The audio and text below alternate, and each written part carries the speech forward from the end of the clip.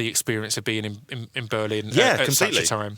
Completely. I mean, it was an extremely exciting time to be there, obviously, and a period of great change. And 3rd of October, when East and West became one, I was sort of swept through the Brandenburg Gate at sort of, close to midnight. And it's an amazing place, Germany, and particularly because, having grown up with my dad talking about all these people, and my dad going to particularly East Germany quite a lot, and no one was really allowed in there, and especially someone like my dad, he was followed around by Stasi, the secret police, and things like that. And in fact, I mean, it was only I was writing a book about that covered some of my childhood at one point, and it was only when I was writing about it that I realised how many really strange things happened because of my dad's job, and like these Stasi things. A spy once coming to our house in Loughborough.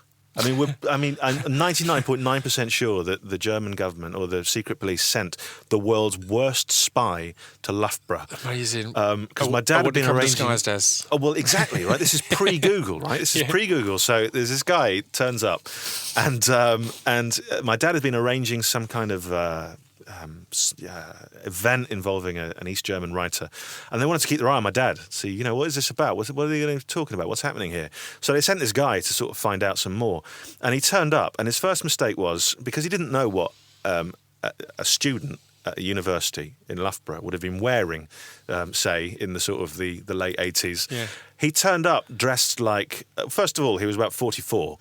And he turned up in like a really long leather coat. Nice. That's the first thing. Nice. Sort of a big Oxbridge-style scarf, a bit like Doctor Who, and he was carrying like a leather briefcase. Brilliant. Instead of stonewashed jeans and a Frankie Says Relax t-shirt or whatever, Yeah. And his brilliant plan was to say that his name was Frederick, right? Because my middle name is Frederick. And he was going to say that he was Swiss, not East German. Right. That's clever. Yeah, because my mum is Swiss. But my dad is onto him in a second because he recognises the accent immediately. And he goes, Are you from Germany, from East Germany? And he goes, No, I'm from Switzerland. And my dad goes, Oh, my wife's from Switzerland. Whereabouts are you from? And he's just like, around capital, like that. And then he came round to our house, and we made him a cup of tea, and we left him sitting on the sofa, and then forgot, he didn't ask him if he wanted sugar, and came back in, and he was in a completely different area of the house looking at our photos within 5 seconds. Wow. And he disappeared overnight. And then, some guy broke into our flat who was said to be KGB when we were in Berlin, and I came face to face with him. He didn't know I was in there. And all these weird and strange things. It was a time of incredible sort of paranoia. And that's amazing. Yeah, all these strange things. How did you react? Coming face to face with, I just stared at this man, yeah, who'd just come into our flat. We'd been told by some other Russians, some mathematicians, to keep your eye on that guy because we think he's KGB, and we had these like special security keys that you couldn't, replicate. They had like ball bearings and all that kind of stuff. Yeah.